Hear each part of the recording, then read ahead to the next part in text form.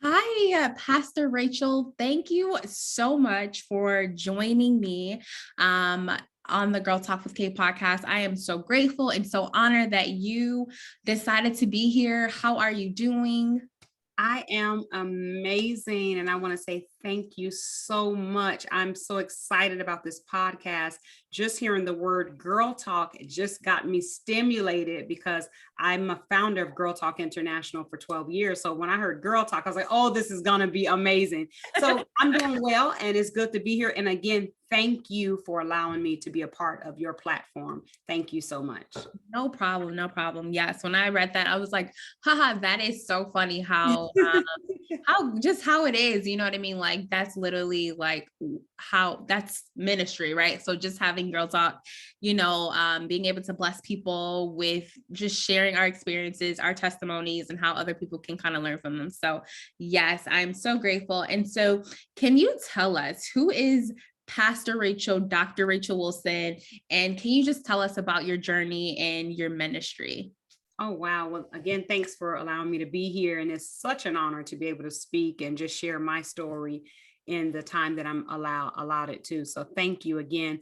Who is Rachel Wilson? Who is Dr. Wilson? Who is all of these? I thank God for the titles, but the center core of who I am a kingdom woman. I am a kingdom woman. I absolutely have an awesome relationship with the Lord Jesus Christ. And I want to be known as a daughter. I want to be known as a daughter of kingdom, a kingdom's daughter.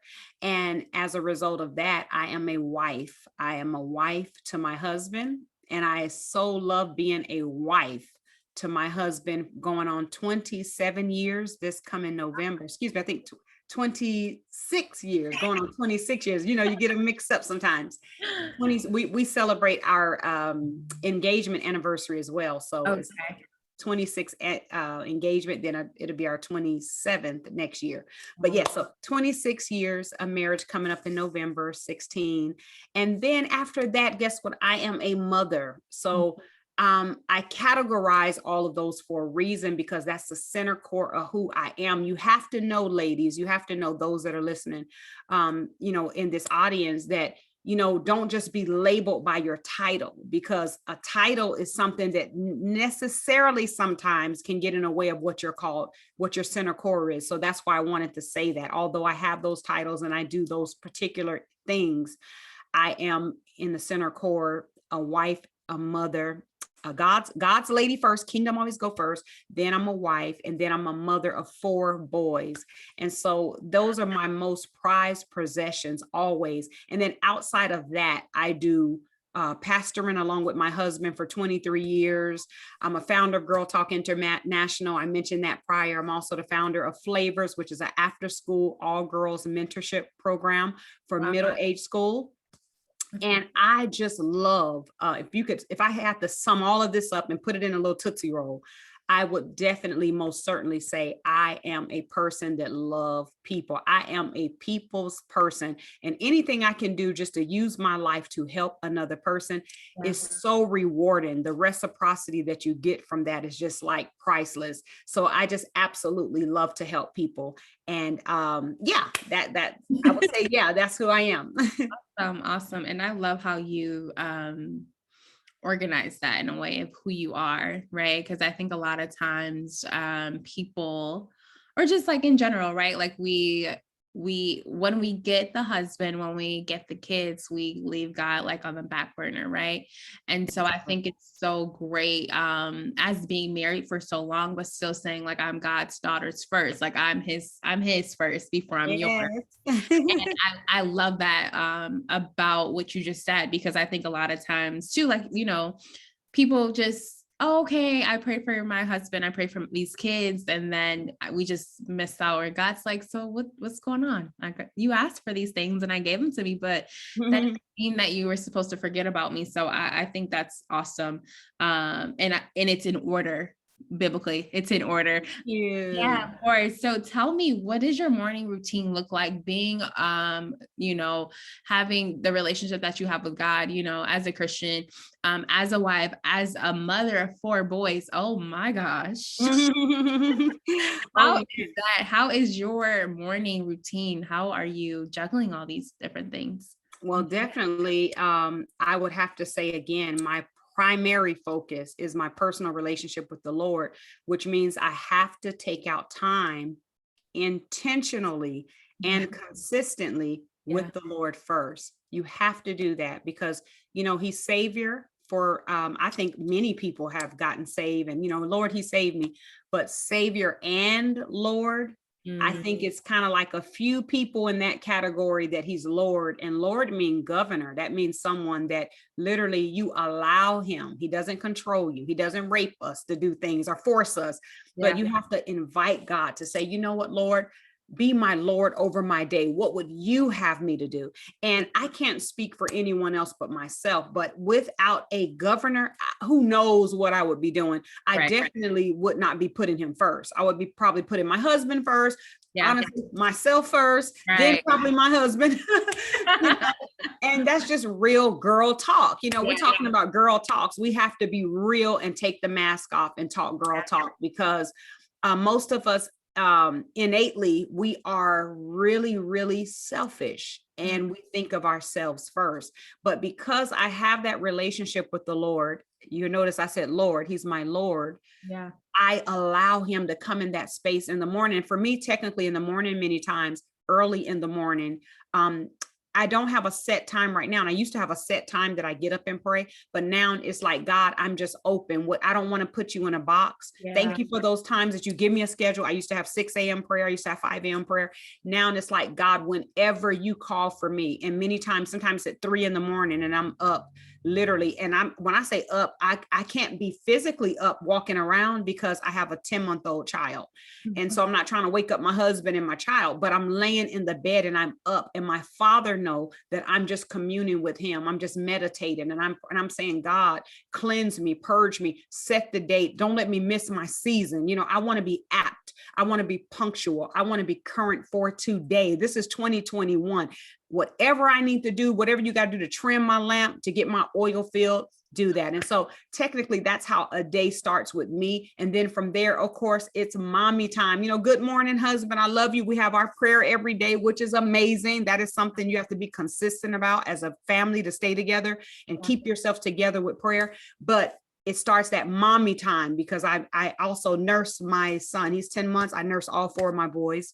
Oh, So I nurse him, and hopefully he'll be 2 in December. So I'm hoping and believing by that half of that year mark that he will be weaning him, so I can have some more, time with me and my husband as well. So yeah. yes. Yes, that's amazing. That's awesome. I think it's so important to, just like you said, to allow God to use you, or just be in that space of like, God, whatever you want, or however you want to communicate with me today, or however, like, just being intentional, like speaking that and just inviting him into our lives daily. And, he may show up in the morning, he may show up in the evening, he may show up at work, or, wherever that is. It's just being in the posture of like, you are my Lord. And so like, whatever you want, I'm here, I'm willing, I'm open. So I love that. I love that.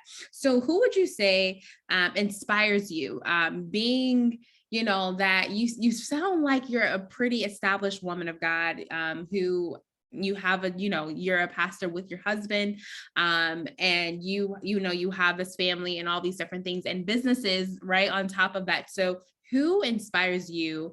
Your mom, your whoever the case may be, like who actually like continues to inspire you on a daily basis? Well, I have definitely a list of people that inspire me. So sometimes you get in trouble because you miss some of the people on the list. But I will say this, my primary as a person. We know God. You all should know by now. God is my number one inspiration because I'm a kingdom woman and he's Yeah. Lord. But after that, I would definitely, most certainly say my husband.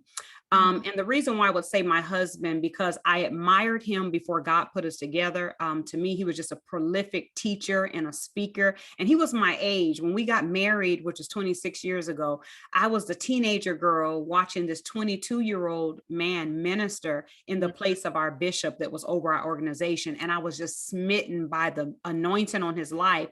Yeah. And so that particular moment saved my life, because at that time I was actually in a relationship, that was not doing good. And I just kept saying, God, this ain't it. I said, you said I'm going to be married to a minister.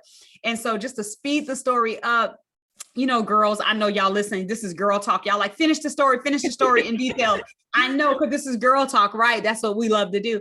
But I have to speed it up. So I was that young lady before God put us together that was so admired him, and God used him at that moment to save my life, because it was a time in my faith that it was really tried and my faith was being hit. And I was saying, God, I don't know if I'm about to make a bad mistake with my with my boyfriend to do something he don't want me to do. And y'all know what that usually be. It's like they're trying to get you to break your standards, or I'm going to just go with, being the lone ranger and keeping my standards and doing what God told me to do. And when he got done ministering, it literally saved my life, because the Lord spoke to me in that moment and said, everybody, there are some people I'm their governor, and there are some people living right. You don't have to lower your standards. So it really, in that time, I was really depressed and stressed out in that boyfriend relationship that was not good. And he was literally trying to get me to pull down my standards. But that spoke so much ruach. It blew ruach and breath in me that it saved my life for the moment. Not knowing that was my husband later. Right. Amazing. That will save my life. So getting to it, girl talk, ladies, y'all know we want to hear it all. I would have to say my husband first. And then from there, I have so many other, yes, my mother's inspiration. Yes, I have other women that I'm inspired by, Oprah Winfrey, I can name them. But I would say the top, Prophetess Bynum is one of them as well. Right now in my life, I would say would be Dr. Dee Dee Freeman. And if you do not know who Dr. Dee Dee Freeman is, you're going to find out. But she is a prolific phenomenon. I mean, she is literally someone that I believe God has not only raised up to be a public figure and a light, but to change the trajectory of this world through Christianity and through kingdom. And so she's really right now, personally, God has allowed us to connect, and she's mentoring me as well. But she is amazing. So anybody that's on here that are women, you need to connect with Dr. Dee Dee Freeman. If you want somebody that's amazing and such an inspiration, I would have to most certainly say Dr. Dee Dee Freeman. Awesome. So you said something earlier when you were saying like you're in a relationship and he wanted you to do something, and basically and we can talk about that because this girl talk. Yeah, because like I think that's really good, because you said you didn't have to lower your standards. Like God literally said, like, you're not going to have to compromise your standards, your values in order to be with whoever you want to be, or in a sense, right? Or for the man for you, you're never going to have to compromise your standards or lower your standards. And so I think that is so great, because I feel like a lot of times as women, we feel like we have to lower our standards for, I guess, and honestly, in everything, right? In relationships with, our significant others, even with friendships, jobs, like we're lowering our God-given self, right? Because we feel like we don't trust, or we don't see what God actually has for us, or we don't trust that, like, he got my back. He's not going to let me, like, he has me, like, he's not going to let me miss out on something that's greater for something less, right? So how can we identify when we're lowering our standards, but also what are some things that we can do to like check ourselves and give that over to God? Instead of, doing that, surrendering. I mean, not like surrendering, but just also like getting wrapped up into okay, the now versus the later, because God saved your husband. Like he you know what I mean? That was the thing, like, I actually have something so much greater for you. Yes, Uh, yes. so I love that. What would you say about that? I would most certainly, as far as the standards, and this is a good girl talk session. Oh my God, this is so amazing. Oh, women. We really just need some help, girl. We just need some Jesus, because I think part of the epidemic and even emotional pandemic would be connected to the women and our decision makings. We are so perfectly, wonderfully, beautifully made by God. Yes. But because we're so desperate a lot of times, and this is not for everybody. Yeah. We do, as you said, we do not want to wait on the Lord's timing. God takes too long. Now, although I'm saying all of this, I believed this too,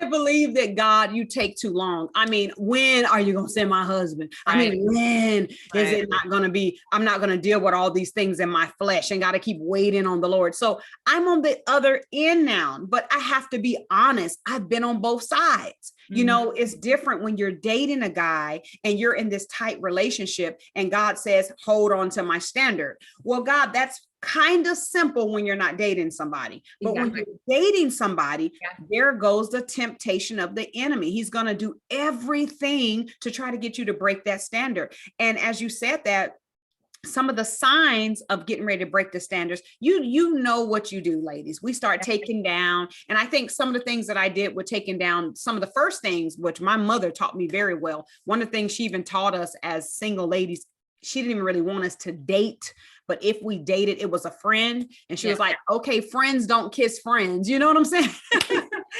So, we broke that standard and we end up kissing and holding hands and, other little things. I like to say beat around the bush.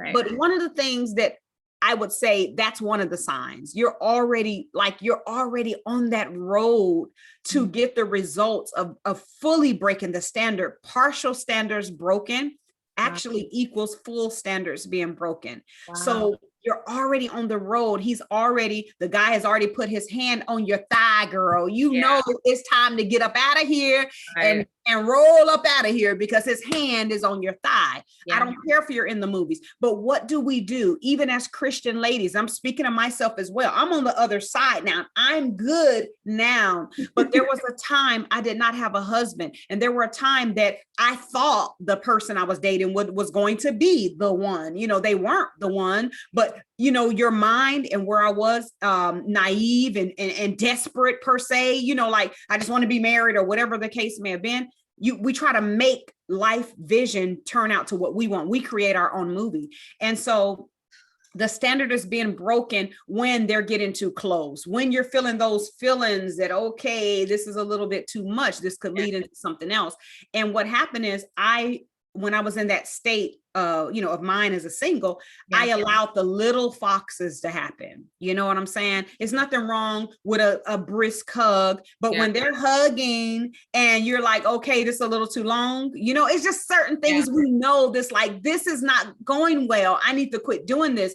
And then women, we also don't want to be a tease. So what you want to do is get yourself out of that situation. That's what I teach the singles now. And I'm like, listen, if you play with fire, you're going to get burnt. Don't make the mistakes we made. What I had to start doing, I did this before in a relationship prior to, married us a long time ago. Mm-hmm. I had my sister be it every time there was a date or I went somewhere, my sister was in the back seat. Hello, that's right. Wow. I had somebody that's nosy, somebody that would tell my mama. And I love her. She's on there. My sister Leah, she's not really nosy, but I'm saying, how we are. We'll tell on each other. So I have to get somebody that had a standard to roll with me so that she can say, okay, Rachel, that's too much. What did he do? Or something like that. But of course, every time I brought her with me, I never had any problem. Exactly. So our later apostle taught us that. You know what? He was like, if you're with somebody that's not your husband, you need a third party. But how many singles do not agree with what I'm saying? It's too many. But guess what? Because you do not prepare to succeed, you prepare to fail. Then you end up saying, girl, I don't know what happened. I don't know how I got into that hotel room. I know how you got in that hotel room. Girl, I don't know what happened.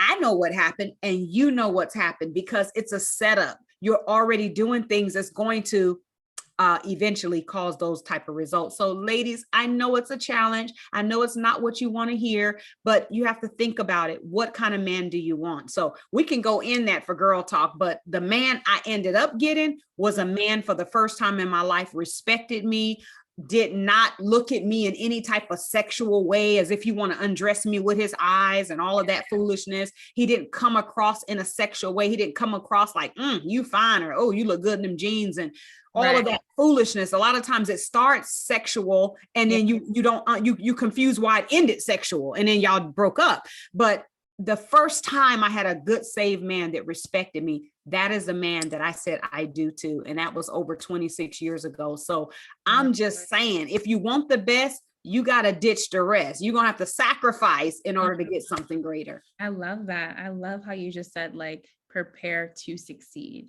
Yes. Like, if we're in preparation to succeed, if we're in that state of mind, being intentional with preparing, like, I know I can conquer this, not in our own like willpower, but with God, but like being in that position, that posture of God, like, I'm preparing to succeed. I love that. So how have you, I know you have a lot of experience with mentoring and helping and pastoring on tons of people, even in your businesses. So how have you taught people to go after their purpose, or to even identify like their God-given purpose and talents and things of that nature? Thank you. That's an awesome question. I do life coaching, as you said, and I also do mentoring, and I absolutely love it because I didn't get that chance. I'm getting it now through Dr. Dee Dee Freeman. I'm getting some mentorship now, but I never really got the opportunity to get mentored or someone to just take out time to really kind of work with me. So I give what I want to receive. I've been doing it for years, and now I'm starting to get the reciprocity of it back, and it feels good. But I would most certainly say to that particular young lady in that area, as far as getting, what was the question again? I don't lost myself. No, you're good. Just how are you like teaching people on how to pursue their purpose? Yes. Thank you. So what I technically do when I'm sharing with them about their purpose, first of all, I ask them, where's their passion? So number one thing, you might want to write this down. Where is you passionate? Where are you rather passionate about? Yeah. What is your passion? So for example, if you would say to me, Miss Wilson, or Dr. Wilson, or Rachel Wilson, I'm passionate with children. Okay, you're passionate with children. Well, what is your dream? What is your desire? You're just passionate with children? Well, my desire is to open up a child's daycare. Okay, so you do know that there are things that you can do to start walking in that direction. And so you said it's your passion. You said it's your dream, but a dream does not just happen on passion alone, which means you have to invest your passion. And I'm talking really, really quick. You have to invest your passion by being educated. So I invest my passion. I love children. Let me take that passion to school.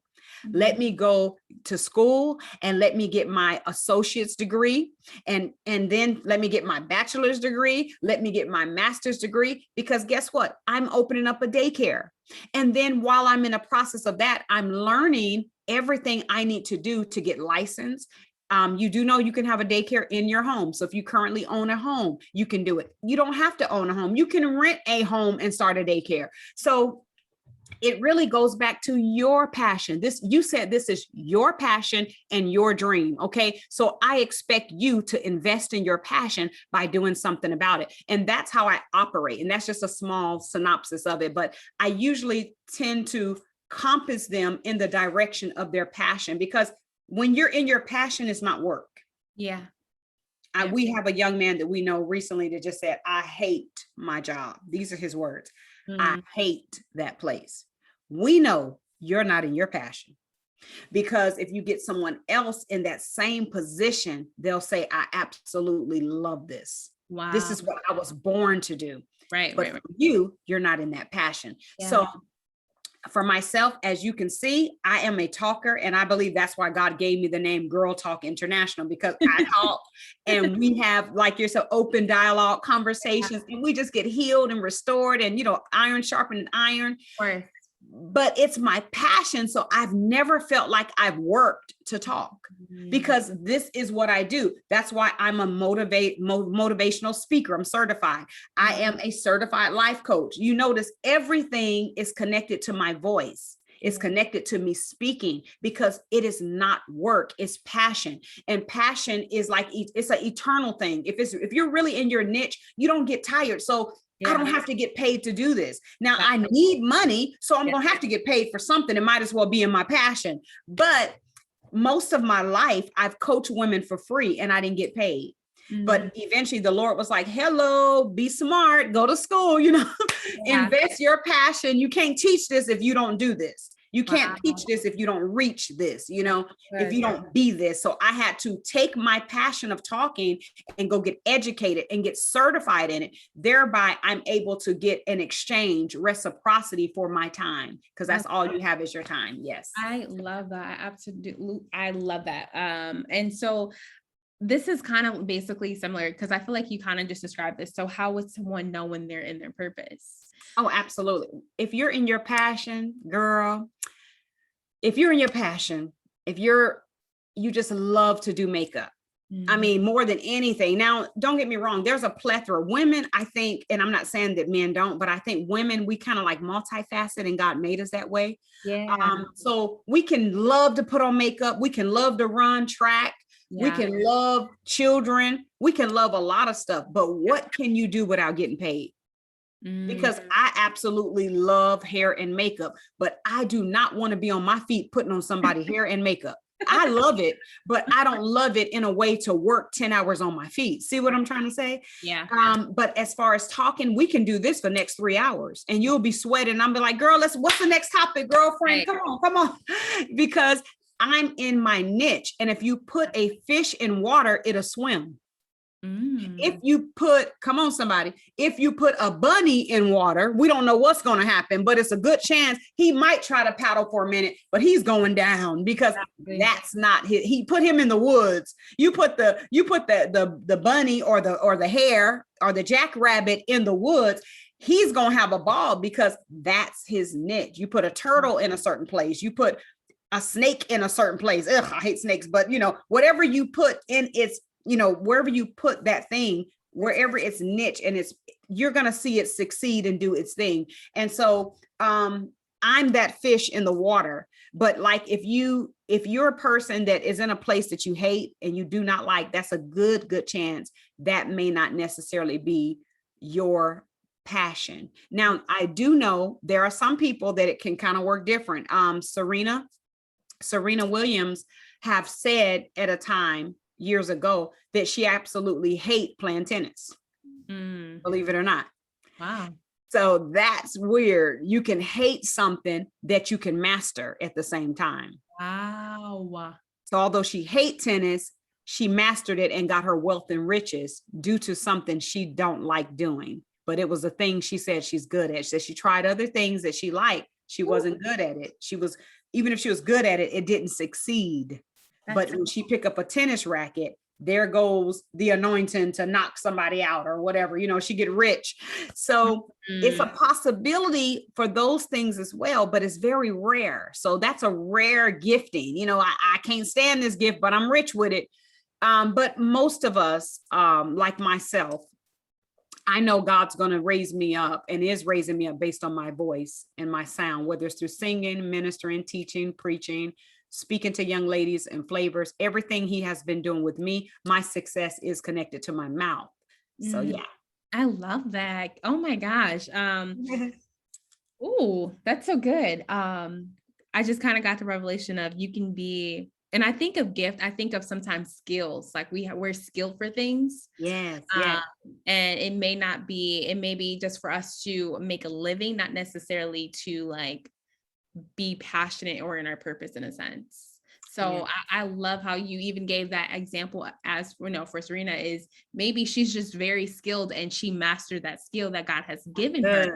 Not Yeah. necessarily like it's a tool to get to her riches, but maybe she's passionate about connecting and speaking and all those other things. And that skill has given her the opportunity to be in her purpose as Yeah. well. So That's good. that's Girl, awesome. you giving me a breakthrough. Thank you. That's awesome. Yeah.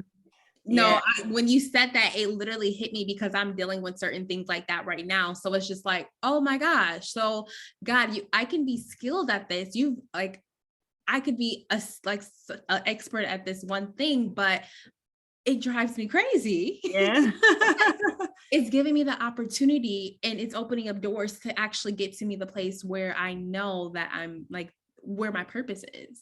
And believe it or not, that's amazing. I'm so happy for you. Believe it or not, I was the quietest girl in the classroom. I was the one that was so shy. I did not talk. I wouldn't speak to anybody. If the teacher asked me to do anything, I would literally cry because I didn't want to come up. There are times my mother would cause me and my sisters to get up and sing in church for Easter. And I would literally be crying up there trying to sing. And there are times I was up singing and I literally tears were going down my eyes because I was so full of fear and worrying about what people think about me that I was overwhelmed and filled with anxiety and I couldn't function. So I hated being in front of a crowd. Even sometimes now, if someone put me on the spot and say, sing, I do not like that. I don't like that. I mean, I will do it because I'm skillful, or I'll do it because I believe, because I'm a gospel singer, I believe that I'm not going to kill an opportunity to release the gospel of Jesus Christ, because that's the way I see it. I'm a minister. So I'm not going to, shut the door because it's inconveniencing me, but I really, really don't like being put on the spot. So that shows you that can't be me. I think there are things that God give us, like you said, a skill. Some of it's not necessarily would be your choice or your pick, but it's to glorify God. Ooh, so, you know what I'm trying to say? So I think that me being quiet, if I would revert back to my own introvert way, I would never be on here. You would never ask me to speak. I wouldn't be a minister or speaker because I was the quiet girl that did not want to talk. Let me sit in the back. I do not want to be up front. But God placed something on the inside of me. And I wanted to say that sometimes, ladies, this is girl talk, the very thing that you're being attacked with or you're being fought with is the very thing you're called to.